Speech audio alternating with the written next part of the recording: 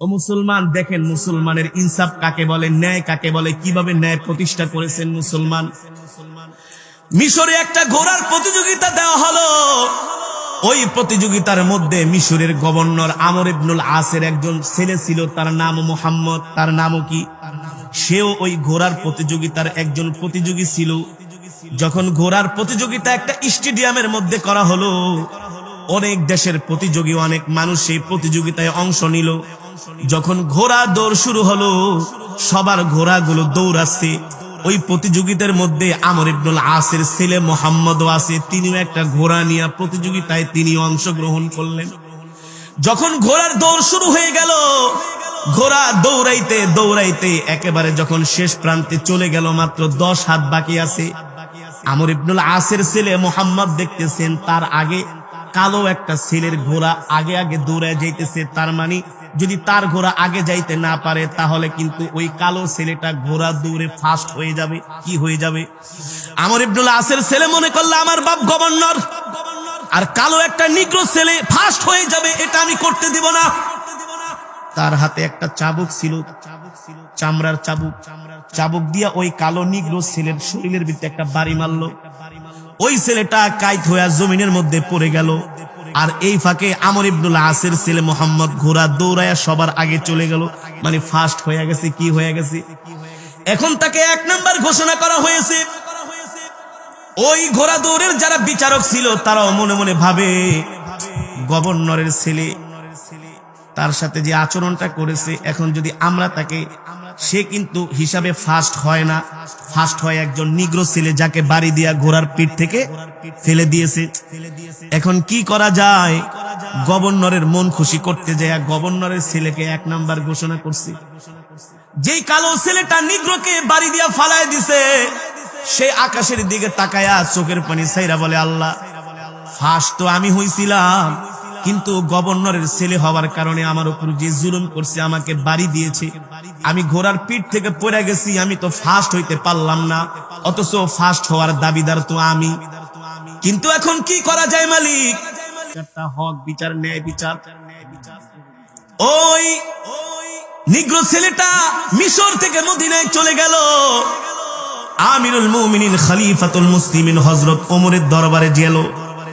ওমরের দরবারে যাওয়ার পরে ওমর জিজ্ঞেস করতেছেন, এ তুমি কে? তুমি কে?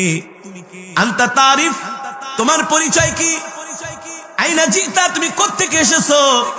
ওই কালো যুবকটা বললেন, আমিরুল মুমিনিন, আমি মিশর থেকে এসেছি। কেন এসেছো? বলল, আমিরুল মুমিনিন, মিশরের গভর্নরের পক্ষ থেকে একটা ঘোড়া দৌড়ের আয়োজন করা হয়েছিল, ঘোড়ার প্রতিযোগিতার।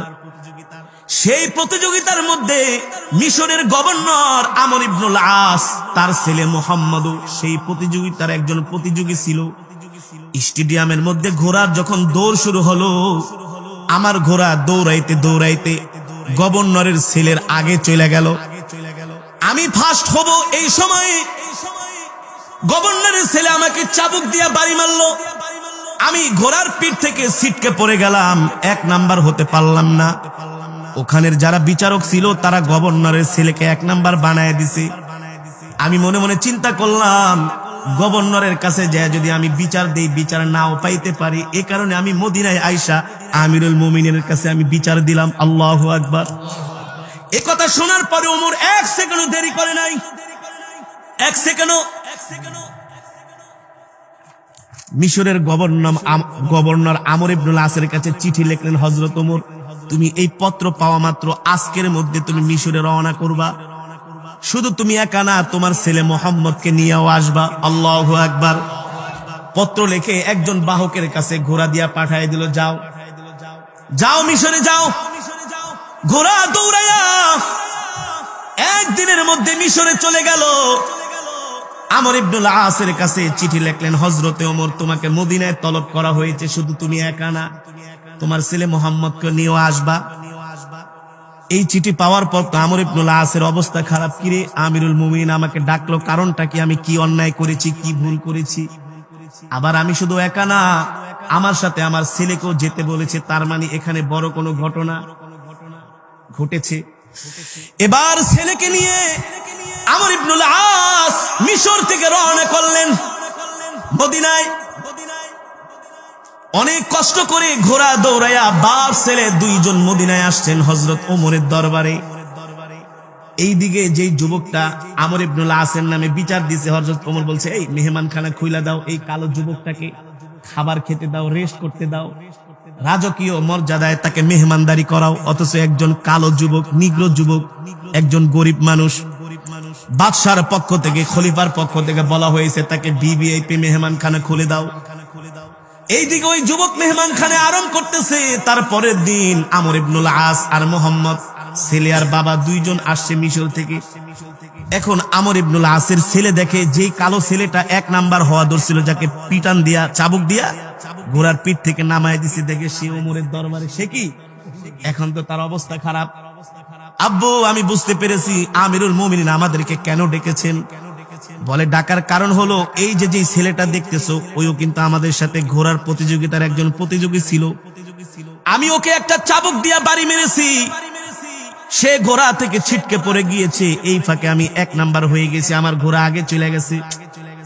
আব্বু, মনে হয় এই কারণেই সে তোমার কাছে বিচার না দিয়া আমিরুল মুমিনের কাছে বিচার দিছে। এবার তো বাবার সন্তানের দুইজনের অবস্থাই খারাপ। সকালবেলা হযরত ওমর তার আদালতে ডাকছে, এই একজন গরিব, নিগ্র, কালো, দুঃখী একজন যুবক, যার সহায় সম্বল সম্পত্তি বলতে কিছুই নাই, একজন অসহায় যুবক আমিরুল মুমিনের দরবারে আইসা বিচার দিছে। সকালবেলা আমর ইবনুল আস আর তার ছেলেকে দুইজনকেই হযরত ওমর তার আদালতে ডাকছে। আল্লাহু আকবার। কার বিরুদ্ধে ডাকছে? একজন গরিব অসহায় একটা নিগ্র যুবক আইসা বিচার দিছে, তার বিচার পাওয়ার জন্য। দুইজন ছেলে যখন আমিরুল মুমিনিনের দরবারে আমর ইবনুল আস আর তার ছেলে আসলো, ওই মজমার মধ্যে যত বড় বড় সাহাবীরা ছিলেন সবাই দেখতেছে মিশরের গভর্নর আমর ইবনুল আস, যার রক্তের মাধ্যমে, ঘামের মাধ্যমে মিশর বিজয় হয়েছে, তার সম্মান আছে কি আছে না? জোরে বলেন। তার কত বড় ক্ষমতা, তাকে ওমর ডাইকা নিয়ে আসছে। আয়েশা বলে, তুমি কোন অতিথির চেয়ারে না, তুমি এখন বসবা হচ্ছে একজন আসামির চেয়ারে। কোন জায়গায়? আসামির চেয়ারে বসো। বাবাকে বসানো হলো, ছেলেকে ডাক দিল, আমর ইবনুল আস, তুমিও বসো তোমার বাবার পাশে। ওই কালো যুবকটাকে ডেকে আনা হলো, ডাকো কালো যুবকটাকে। কালো যুবকটাকে ডেকে এনে তাকেও আসামির চেয়ারে বসানো হলো। এবার আমিরুল মুমিনিন হযরত ওমর বলে, ইয়া আইয়ুহাস শাবাব, এ যুবক তুমি দাঁড়াও। ওই যে কালো যুবকটা, দাঁড়াও, কি সমস্যা বলো। বলতেছে, আমিরুল মুমিনিন গভর্নর একটা ঘোড়া দৌড়ের প্রতিযোগিতা দিয়েছিল, সেখানে আমিও প্রতিযোগী ছিলাম, তার ছেলে মুহাম্মদও প্রতিযোগী ছিল। এই কথা শোনার পরে তো ছেলে তাকায় রয়েছে গাহা। আমিরুল মুমিনিন যখন ঘোড়া দৌড় শুরু হলো, আমার ঘোড়া দৌড়াইতে দৌড়াইতে গভর্নরের ছেলের আগে আমার ঘোড়া চলে গেছে দৌড়াইয়া। যখন মাত্র 10 কদম বাকি আছে, গভর্নরের ছেলে মোহাম্মদ আমাকে চাবুক দিয়া বাড়ি মারছে, আমি ঘোড়া থেকে ছিটকে পড়ে গেছি। এই কারণে আমার ঘোড়া আগে যাইতে পারে নাই, তার ঘোড়া আগে চলে গেছে, সে তাকে ফাঁস ঘোষণা করা হয়েছে। আমি গভর্নরের কাছে বিচার দেই নাই, যদি বাবা তার সন্তানের বিচার না করে, এই কারণে আমি মদিনায় এসে আপনার দরবারে বিচার দিছি। আল্লাহু আকবার। হযরত ওমর বলে, এই যুবক তুমি দাঁড়াও। আমর ইবনুল আসের ছেলে মুহাম্মদকে বলে, দাঁড়াও, তুম। এই যুবক যা বলল তার কথা সত্য কিনা? এবার গভর্নরের ছেলে বলে, আমিরুল মুমিনিন, আপনার সামনে তো আমি মিথ্যা কথা বলার প্রশ্নই আসে না, আপনি তো আমিরুল মুমিনিন। শয়তান পর্যন্ত আপনাকে দেখলে ভয় পায়। আল্লাহু আকবার। হযরত ওমর যেই রাস্তা দিয়া যায়, ইবলিস শয়তান ওমরকে দেখলে রাস্তা পরিবর্তন করে ফেলে। এই রাস্তা দিয়া ওমর আইতেছে, ওমরের সামনে পড়লে খবর আছে। এটা ছিল মুসলমানদের প্রেসিডেন্ট খলিফা। আর বর্তমানে যারা মুসলমানদের প্রেসিডেন্ট আছে, সৌদির বাদশারে দেখলে ইবলিস শয়তানকে আমার দোস্ত আসতেছে। আমি আর কি শয়তান, এটা বড় শয়তান। আমরা হজ করি, হজ থেকে আমাদের কাছ থেকে টাকা নেয়, উমরা করি, উমরা থেকে টাকা নেয়। প্রতিটা জায়গায় যায় আমরা তাদেরকে টাকা দেই, তারা আমাদের পয়সা দিয়া বড়লোক। আল্লাহ তাআলা তাদেরকে খনিজ সম্পদ দিয়েছেন, তেল বিক্রি করে তারা বড়লোক। ঠিক কিনা বলেন? এটা কিসের কারণে? শুধু একমাত্র আল্লাহর নবীর দোয়ার কারণে। ঠিক কিনা বলেন? আজকে তারা ইসলাম থেকে দূরে সরে গেছে। এবার হযরত ওমর ওই যুবককে বলতেছে, মুহাম্মদ সত্যি করে বলো। বলে, আমিরুল মুমিনিন, আসলে দোষ আমার। কারণ আমার ঘোড়াটা একটু আস্তে আস্তে চলে দৌড়াইতে পারে নাই। এই কালো যুবকের ঘোড়া দৌড়ে আমার আগে চলে গেছে। আমি ভাবলাম একজন কালো যুবক, একটা গরিব মানুষ আমার আগে আইসা দৌড় প্রতিযোগিতায় ফার্স্ট হবে, আর আমি গভর্নরের ছেলে হেরে যাব। আমার ভিতরে একটা অহংকার চলে আসছে। এই কারণে আমি তাকে চাবুক দিয়া বাড়ি মারছি। হযরত ওমর বলে আমি বুঝছি। হযরত ওমর বলে আমি বুঝছি, বসো। এবার কালো যুবকটাকে ডাক দিয়া বলে তুমি এদিকে আসো।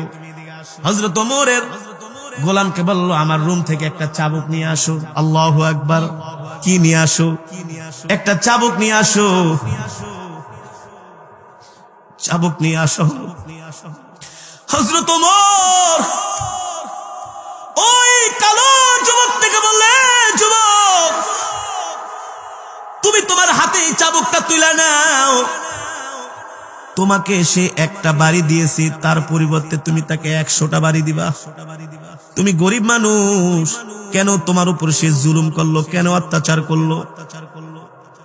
এই কথা বলার পরে যুবক তার হাতের মধ্যে একটা চাবুক নিল। নেওয়ার পরে ওই যুবককে যখন একটা বাড়ি মারলো, আমর ইবনুল আসের ছেলের গায়ের মধ্যে এক বাড়িতে সে মাটিতে লুটায় পড়লো।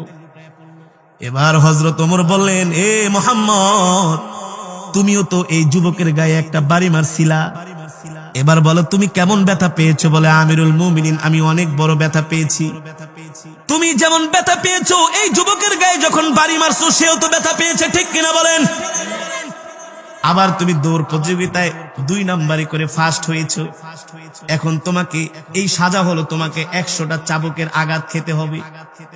এই কথা শোনার পরে বাবার সামনে যদি সন্তানের গায়ে আঘাত করা হয়, কোনো বাবাই কথা বলেন পারবেন সহ্য করতে?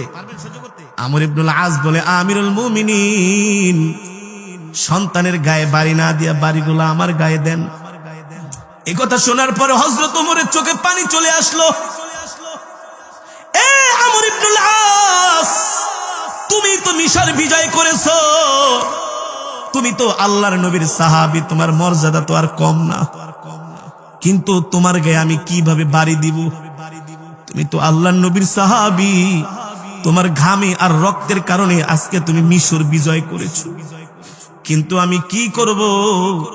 আজকে যদি আমি ইনসাফপূর্ণ বিচার না করি, কাল হাসরের ময়দানে আল্লাহর কাছে আমাকে জবাব দিতে হবে, ঠিক কিনা বলে?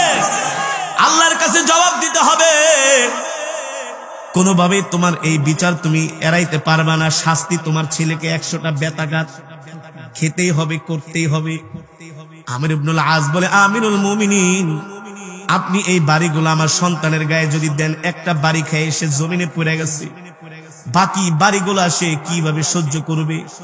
দেখতেছেন আমিরুল মুমিনিন হযরত ওমর তাকায় দেখে ওই আমর ইবনুল আসের ছেলেটা জমিনে ছটকাইতেছে, ছটফট করতেছে এক বাড়ি খায়া।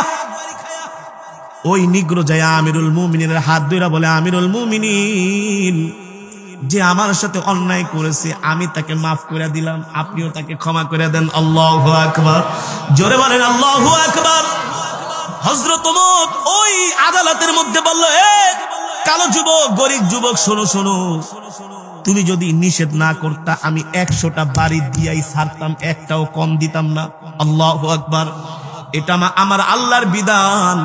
আজকে যদি আমি আমার জনগণের উপরে ইনসাফপূর্ণ বিচার না করি, ইনসাফপূর্ণ আচরণ না করি, আমি যদি ন্যায় বিচার না করি, কাল হাসরের ময়দানে আল্লাহর কাছে আমাকে জবাব দিতে হবে, ঠিক কিনা বলি?